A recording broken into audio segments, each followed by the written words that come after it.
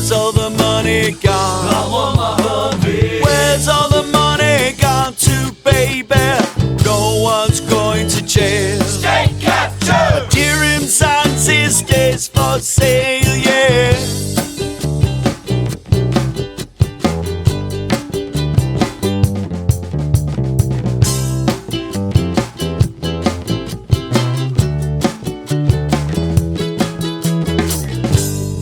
All right, Quintin, cue the crazy. Welcome back. And yeah, we were just discussing the rugby, and you got a few, as I was saying, on your TikTok, you got a very cool. I've got the Superman theme tune in my head. Thanks so much. It's such a good song, isn't it? But yeah, it's yeah, gearing up for the game today, are you? Yeah, absolutely. I never leave the house. So,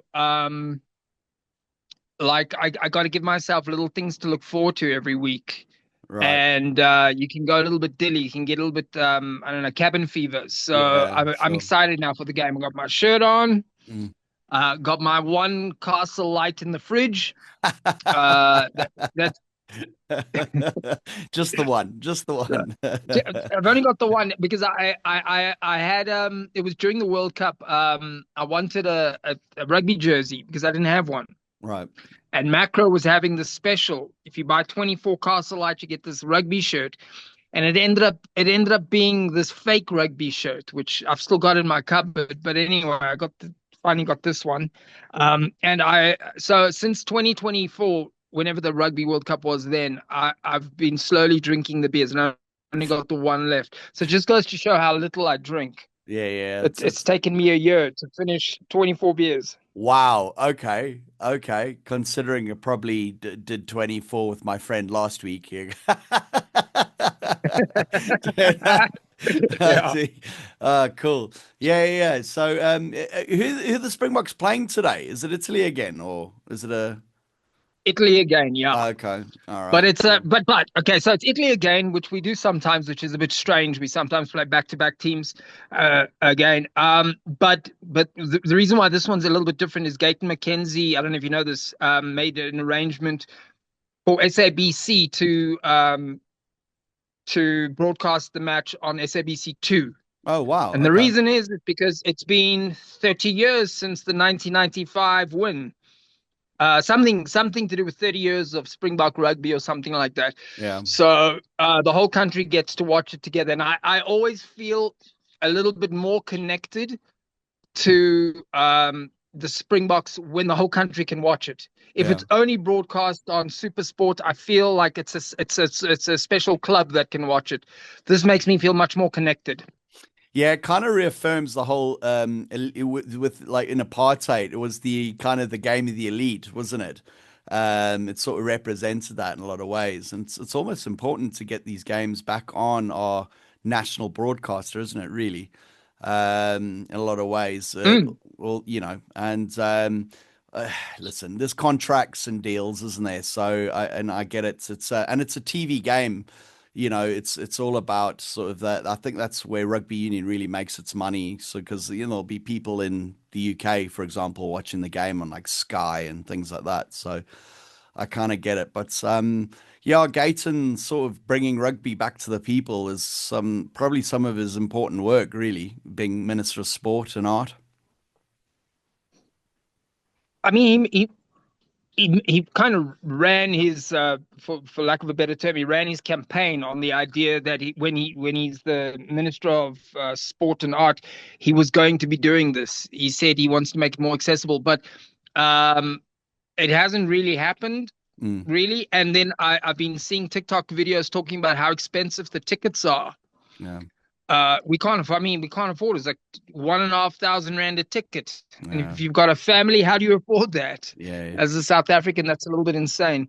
Mm. But also at the same time, you've got to understand it's the number one team in the world. And how do you make your money? You've got to make your money, and who's got the rights? So it's delicate. I don't know what the answer is. Yeah, because it's a professional game. Guys need to get paid, but at the same time, Yeah. I would say it's become the national sport now, and there's almost Mm. we got that, and I think they do make most of their money from the TV rights as well. So as you said, it's delicate, isn't it? Because at the same time, it's a business, so they've got to get it up. But yeah, I don't know.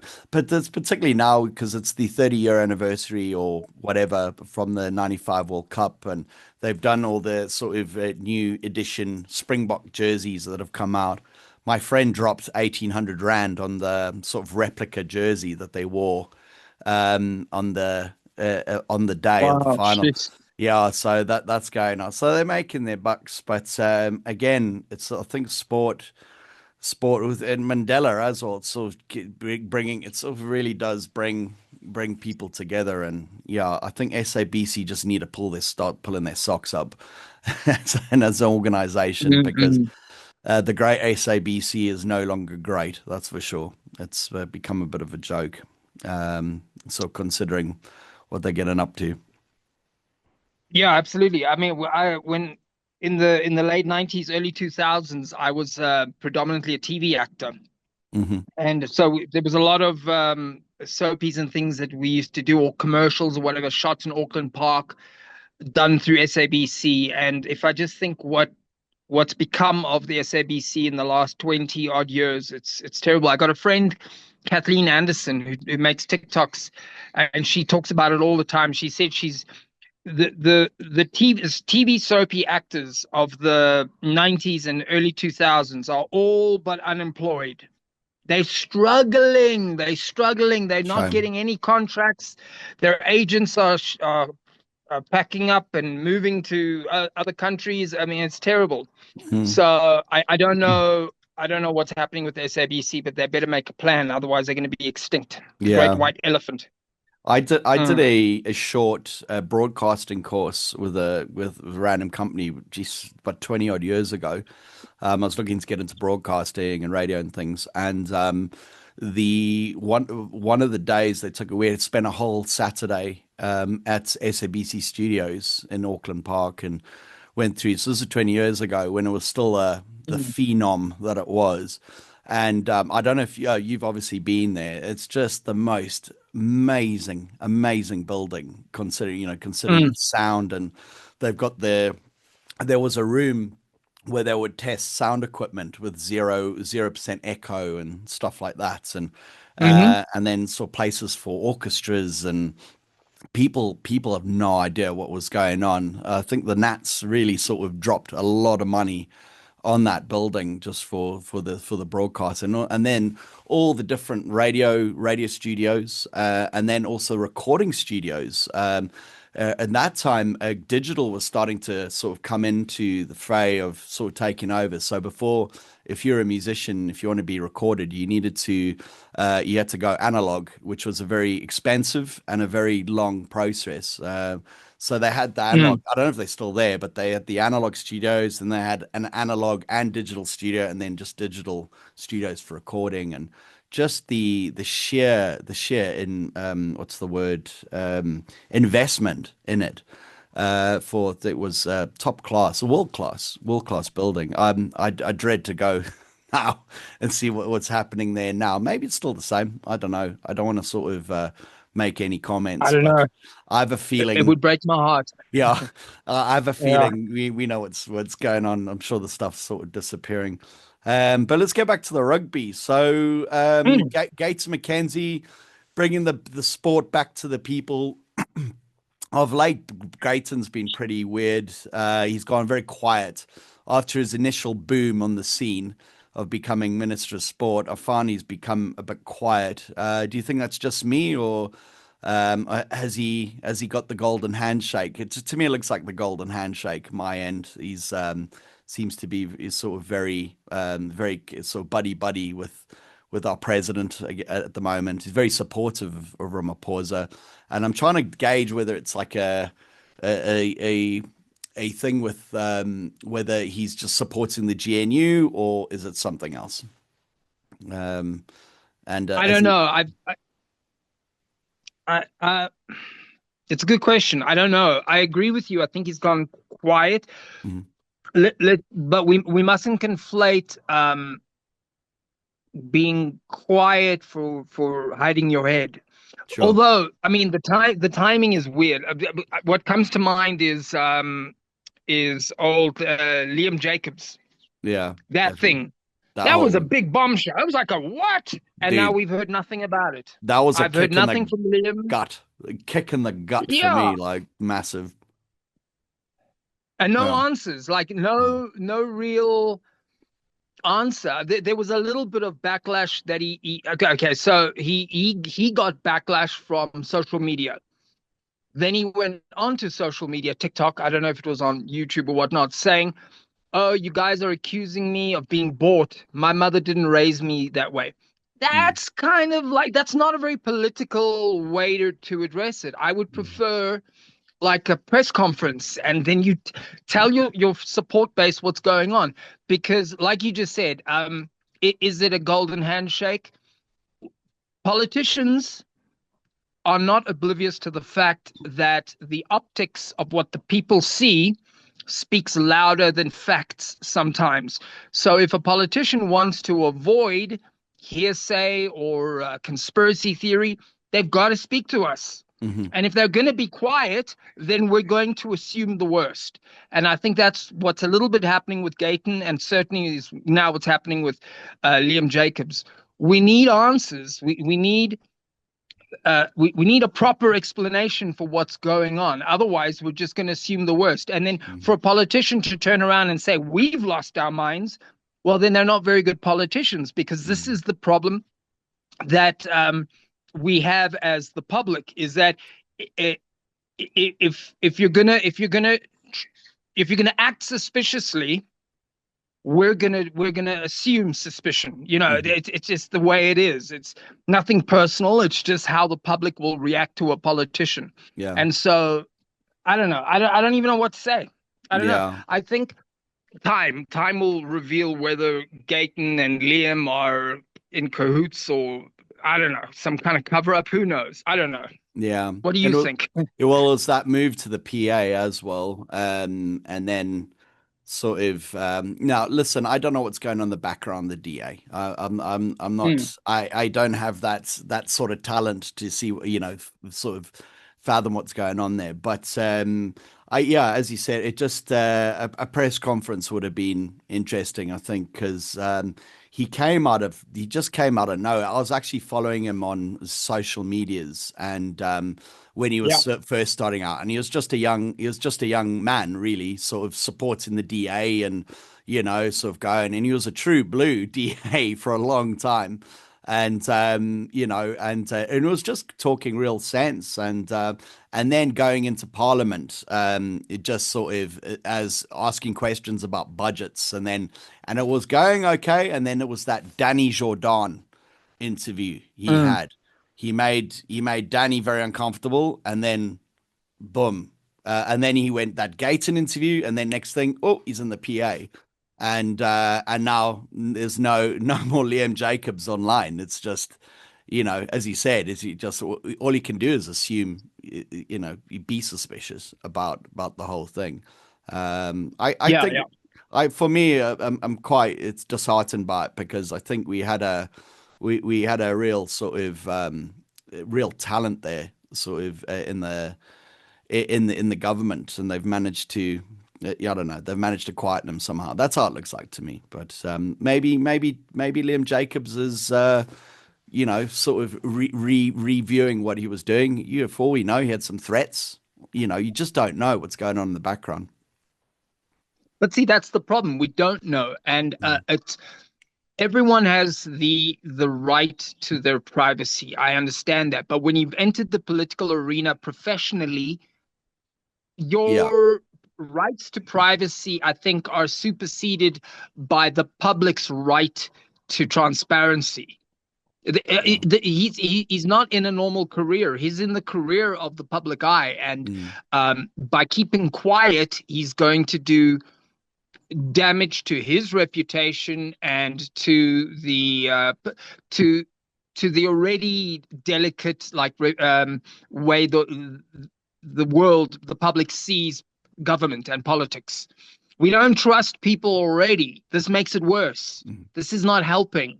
Mhm. He can't be quiet for too long. The longer he's quiet, the more the suspicion is going to bubble up. So anyway, Yeah. it's his choice. What can we do? Yeah, well, we'll see. We'll see and wait and what happens. So, Yeah. importance of the Springboks. It seems victory is a good tool of unification.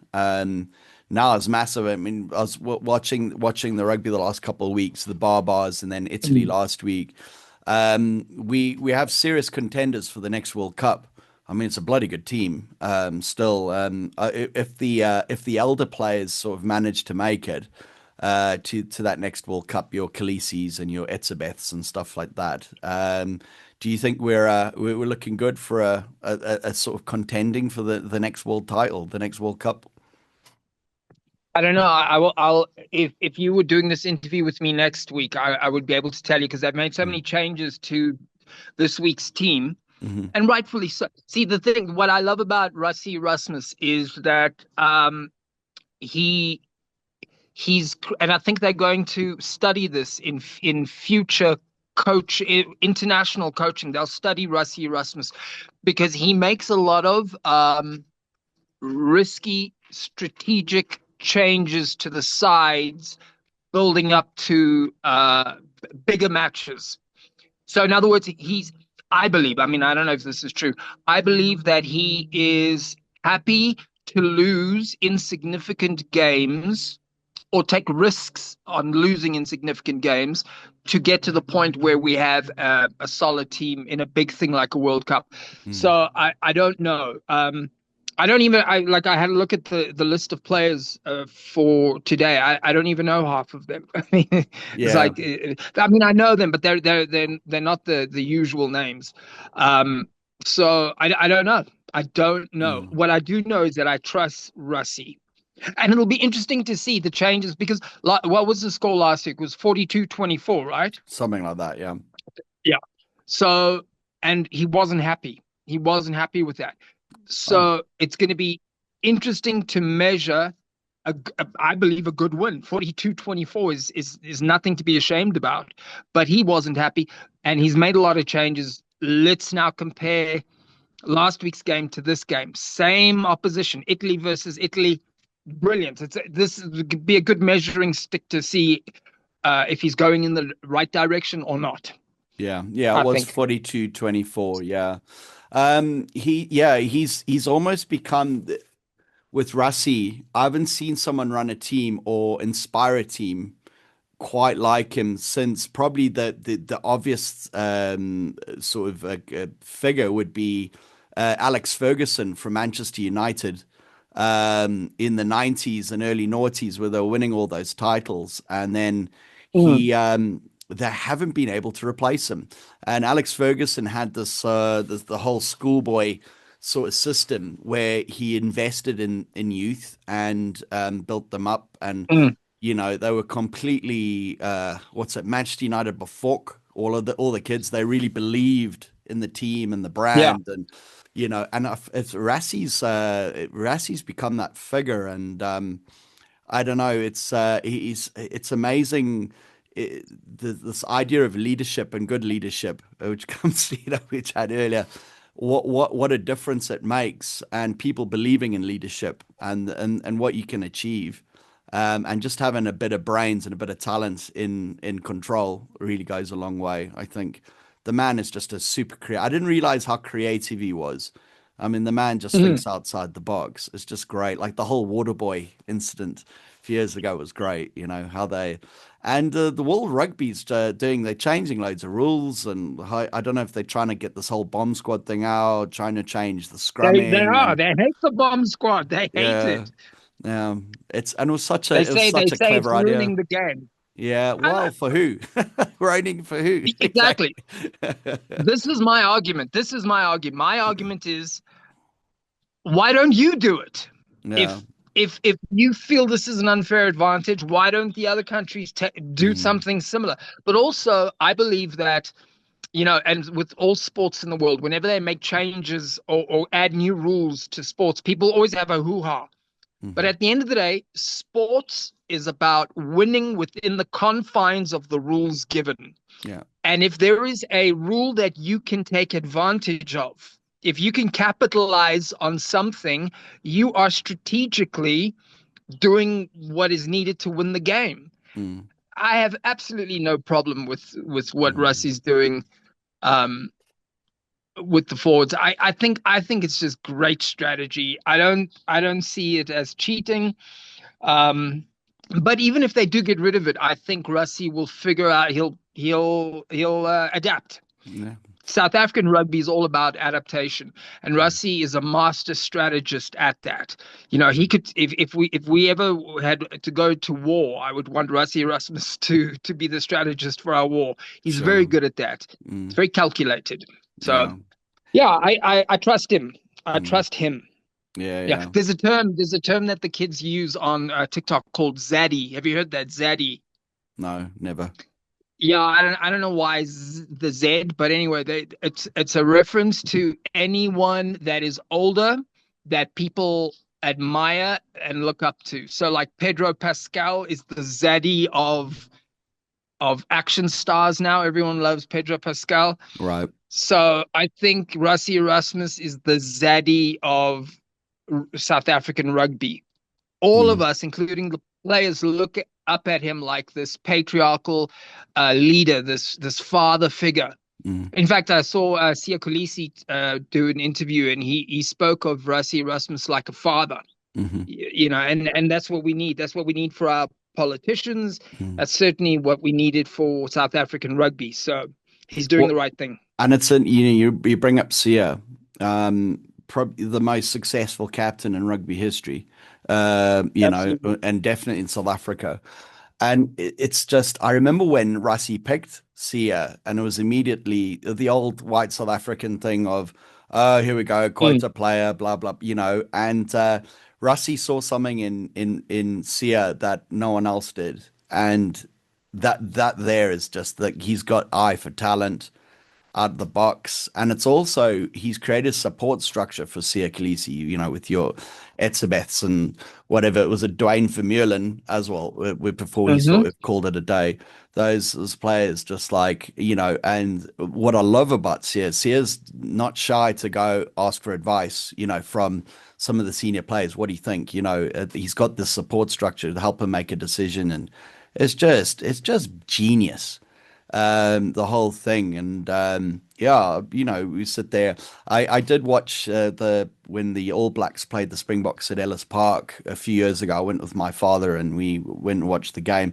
And so I have to say, Sia was looking very, very sore and tired in their warm up. And slow and that, but you can see they're looking after him. They need him for the next World Cup, and he's sort of doing less and more. But he's a great figure. It's a shame that he's that this whole thing with his wife and the whole divorce thing's come up, but because he's become such a.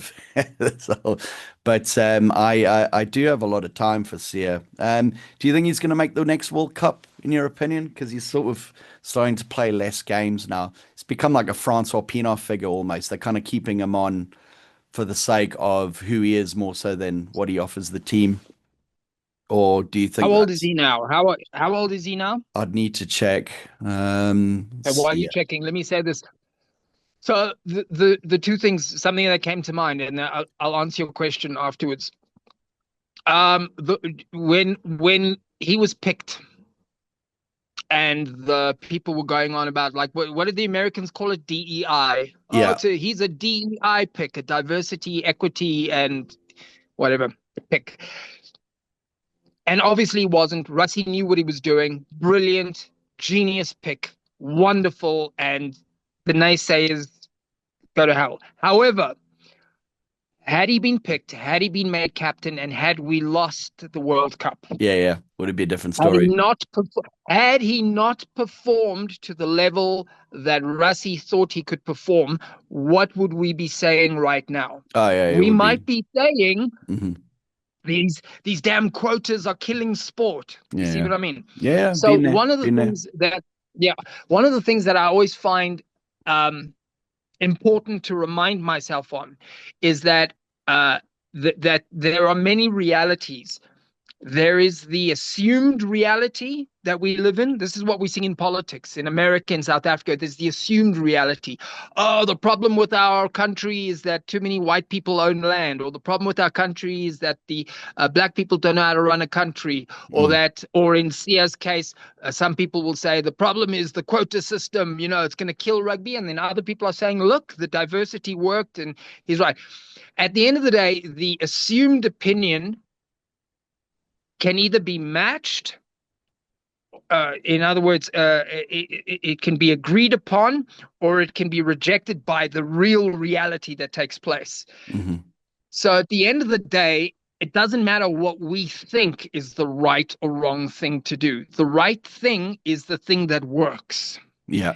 And we don't know any better. We don't know any better. This is why Russie's the coach, and you and I, and the man in the moon, and all the pundits watching the game that all have our opinions. Yeah. We're not the coach. We can Yeah. we can have a few beers, and we're experts, man. I would have Mhm. done this, and he should have done that, and Russie should have done this, and Yeah. what was he thinking? That coach, we do this. But at the end of the day, our wisdom has to remind ourselves the man that knows best is Russie Erasmus. Yeah, it's the And guy. if he puts a freaking 4 foot Chinese immigrant to lead us, and that immigrant Chinese 4 foot guy captains us at the next World Cup and wins, then we'll adore him. Hmm. If he doesn't, we will slam him, and we will, Oh, our pitchforks and our yeah, fire, yeah. and we'll say, burn the witch, burn the witch. Hung, strung, So, and and quartered for the public, definitely. yeah. Yeah, yeah, definitely. So this is what I'm saying. So I think at the end of the day, I don't know. You asked me about Sia. Will he be there? So he's 34, by the way. So Yeah, still, you see. So how old mm, will he? How old will he be in 2029? He'll be pushing 40. yeah, he's old. He's old. He'll be old, you know. What more does he have to prove? He captained us into victory. He had all the naysayers saying it was a diversity hire, it was a quota pick. He Mm, proved them all wrong. He's the most loved captain, I think, other than Francois Pina for our 95. He's the most loved captain we've ever had. He's incredible. He's a hero. I'm a very strong believer in quit while you're ahead. yeah, I say the same thing with music. These rock star legends that I love, that I've loved my whole life, that go on stage at 80 years old, it kills me. It kills me. mm. I don't want to see Frankie Valli of the Four Seasons looking like a freaking I saw that um video. I don't know, Oh zombie my on God. stage singing. Oh, that was You horrific. know what I mean? It's Oh, it's horrific. horrible. It's Oh, so my answer is, if he is going to be there, Russie has a reason for it, and mhm, he's got one more game to prove, I don't know, whatever. But if he isn't, I believe it's the right thing to do, and we need to mm, understand that. And like I said, he's going to be like 39 pushing 40 in the next World Cup. He's got nothing more to prove. If he quits right now, if he quits now, we will always remember him as one of the greatest Springboks we've yeah, ever had. yeah, Boom, great. Go on to do other things. We love you. mhm, You've done great. He has the keys to the country or whatever. yeah, That's sure. my opinion. Yeah, I think that would be, and I know that would be on his mind. I think, how many seasons of international rugby does the human body actually have, in it? And he's, as you said, he's proved everything. He became the darling of the world. I remember seeing pictures of him, like, in New Absolutely. York, with his New York Knicks jersey, and everyone's sort of, so the guy, the glorious captain of the Springboks, in America, Mm. and so, and well deserved. I mean, he sort of took that mantle, and a lot of people are going, do you know, Rassi, it's not for me. Can I just play? I don't need this pressure. But he took it on. He's such a good statesman as well. Mm. And it was just such a good pick. And yeah, I was definitely there for me in the quotas. I'll put my hand up. I was one of those people, like, this quota thing's a problem.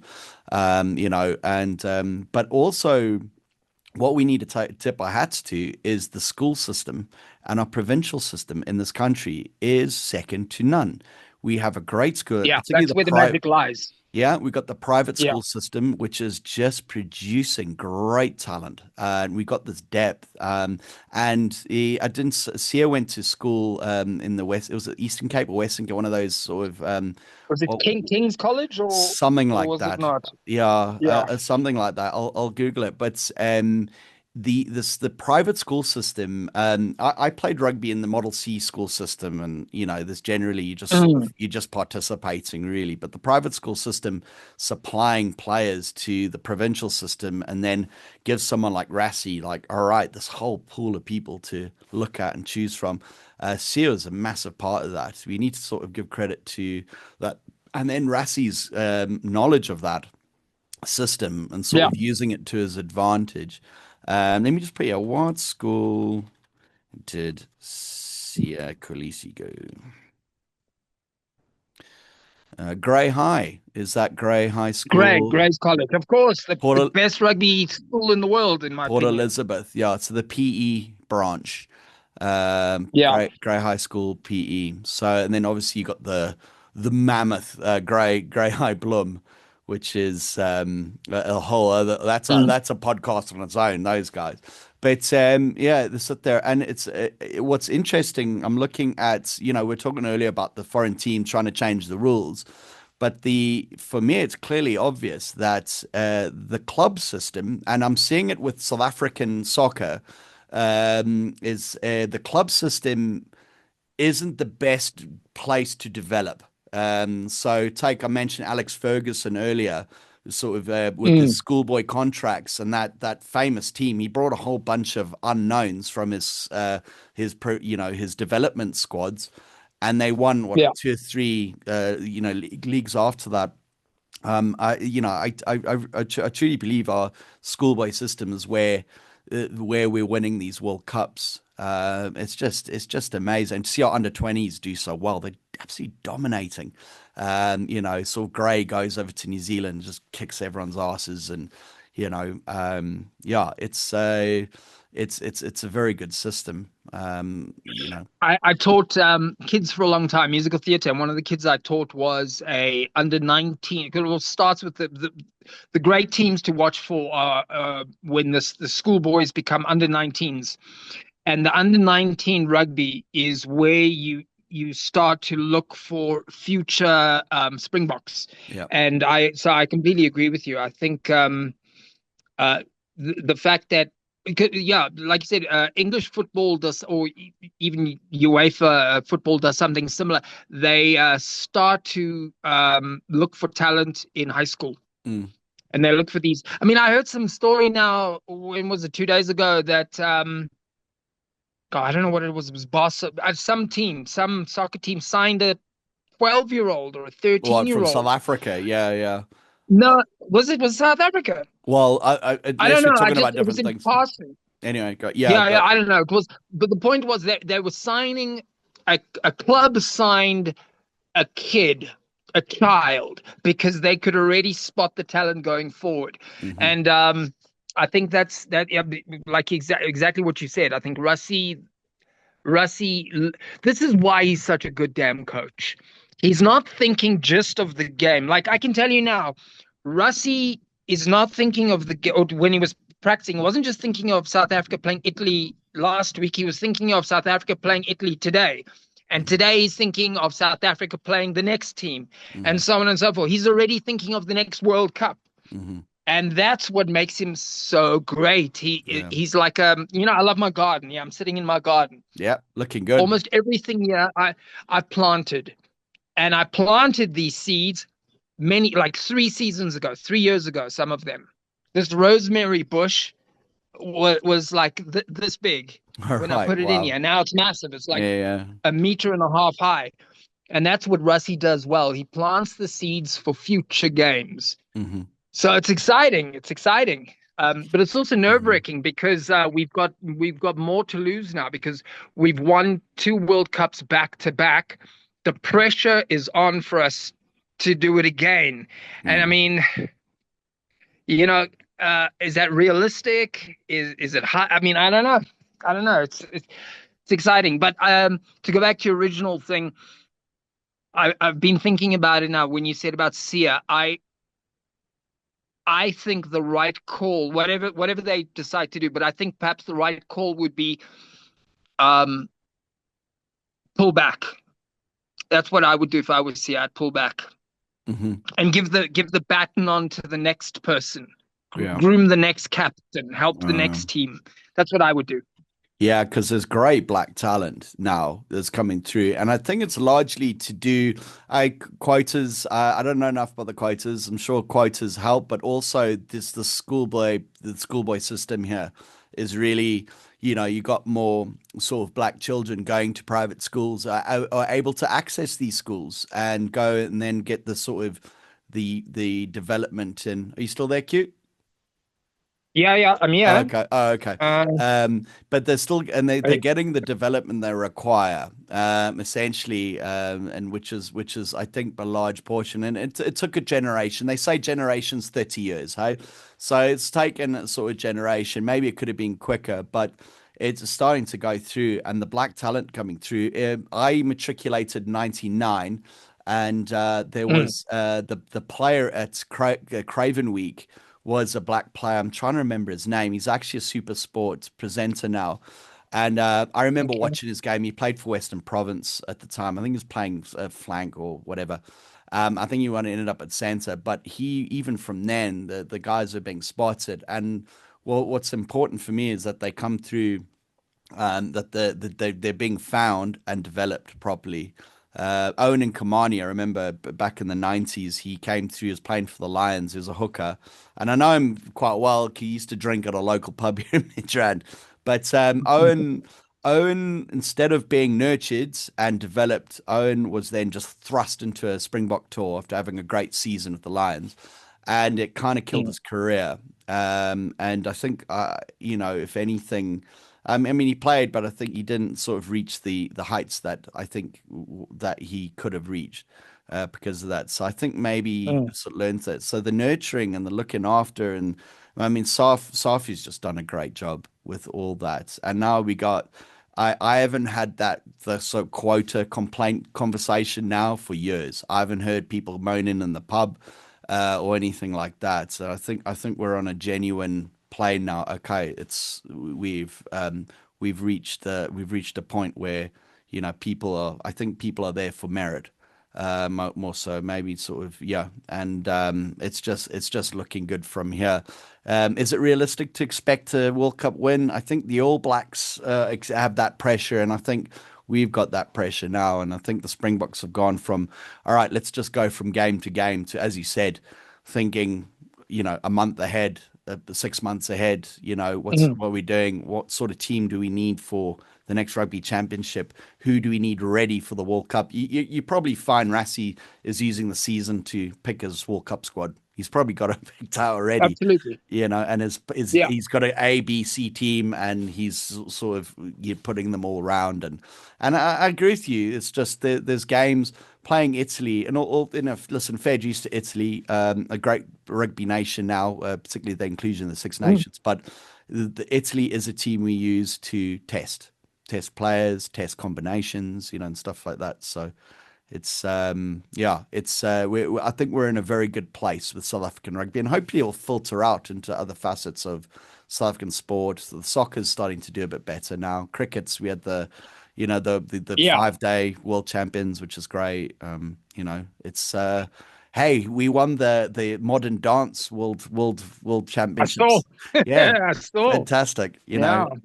Man, just to see those kids, just the elation was pretty heartwarming actually to see that, to watch that. I believe, and I mean, there's been no science to prove this, but I believe that it is our excellence in rugby that is helping to fuel our excellence in other sports, or at least has been for the last several years. Jacob needs a new car, park it by the fire pool, yeah. Jacob needs a new car, helping the poor and the homeless.